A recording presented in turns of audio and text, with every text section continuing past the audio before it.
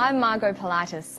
Welcome to Study English IELTS Preparation, where we look at the skills you'll need to write, read, speak and listen to formal academic English. In today's episode, we're talking about pronouns. We'll also have a quick look at homonyms and then take some time to practice using suffixes. But first, we're going to watch a clip about people who suffer from eye problems.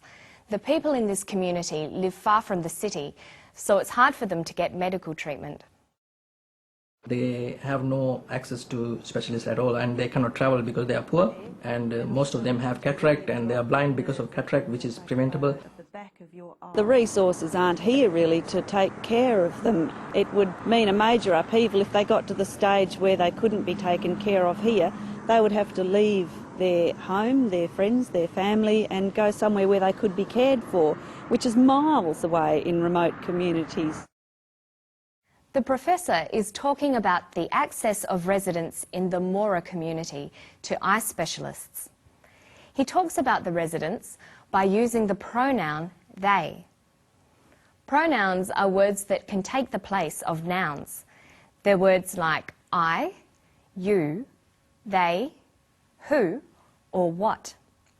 We can use pronouns in a number of different ways, and they take several different forms. They can act as subjects, objects, or possessives. If we look at they, the subject form is they, the object form is them, the possessive form is their. Listen to the professor talk about the residents. They have no access to specialists at all, and they cannot travel because they are poor, and most of them have cataract and they are blind because of cataract, which is preventable. Here, they is used as the subject of the sentence. Did you notice that the subject and verb agree in number? They're both plural. The professor always says they have or they are. Let's listen to the clip once more. Most of them have cataract and they are blind. The resources aren't here really to take care of them.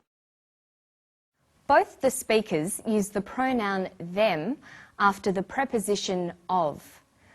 Most of them take care of them. Let's see how we can use them with other prepositions. We can say of them, to them, by them, for them, in them, on them, with them, or at them. Now listen for the possessive form of they, their. They would have to leave their home, their friends, their family and go somewhere where they could be cared for, which is miles away in remote communities. Here, their functions as a possessive adjective. It describes ownership. Their is used to talk about things that belong to the eye patients. The patient's homes, their homes. The patient's friends, their friends. The patient's families, their families. So there are three forms pronouns take. The subject form, like they, the object form, them, and the possessive form, their.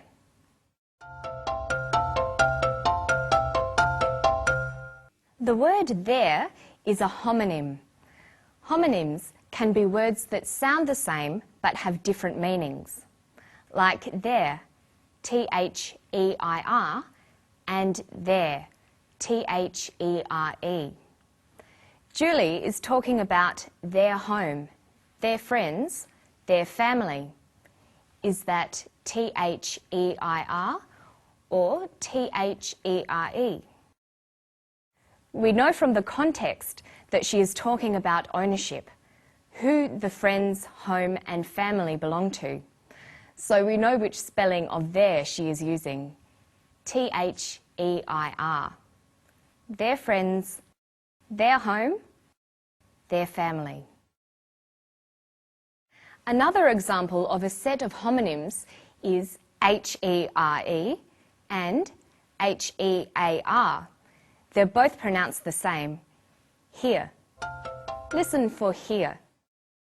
The resources aren't really here to take care of them. She says the resources aren't really here. The context tells us that when Julie says here, she means in their immediate location.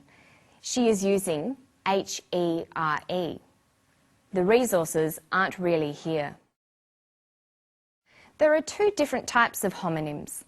The ones we've looked at so far are called homophones because they sound the same even though they are spelt differently.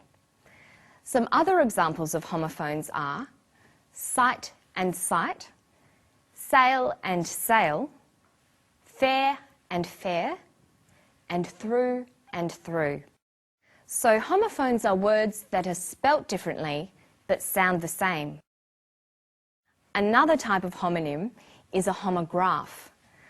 Homographs are words that are spelt the same but in different contexts the word will be pronounced differently. Some common examples are read and read, wind and wind, live and live. Let's try an exercise about homographs. How would you pronounce the word in bold? She read the instructions carefully. We've already seen how some words are pronounced differently depending on their context and function. And when we looked at they, them and their, we saw how the form of some words will change depending on the context and function. Another way that words can change is by adding suffixes. Suffixes can be used to create a new word with a new function and meaning. First, listen for the suffix able.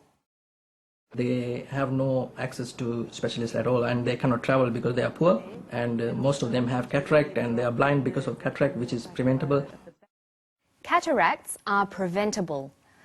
By adding the suffix able to the verb prevent, we form the adjective preventable, meaning able to be prevented.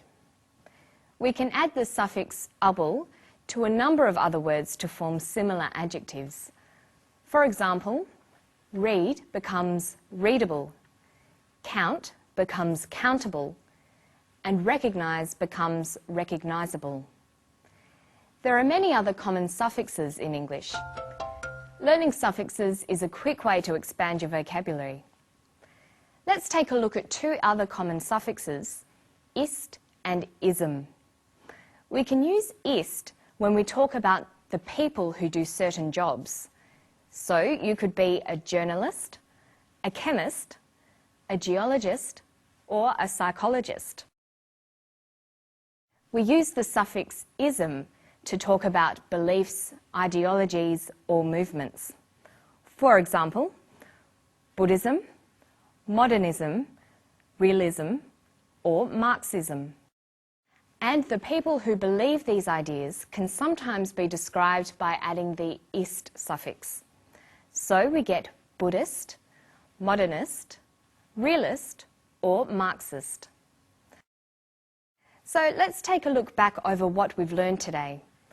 We've looked at how words change according to their function and context. First, we've looked at pronouns and the different forms they take: subject, object, and possessive. Then we talked about homonyms and the two different sorts, homophones and homographs. And we finished today with a few different suffixes: able, ism, and ist. If you'd like to spend more time on any of these topics, have a look at the Study English website. It's at abcasiapacific.com/studyenglish. That's all for today. I'll see you next time for more Study English IELTS preparation. Bye-bye.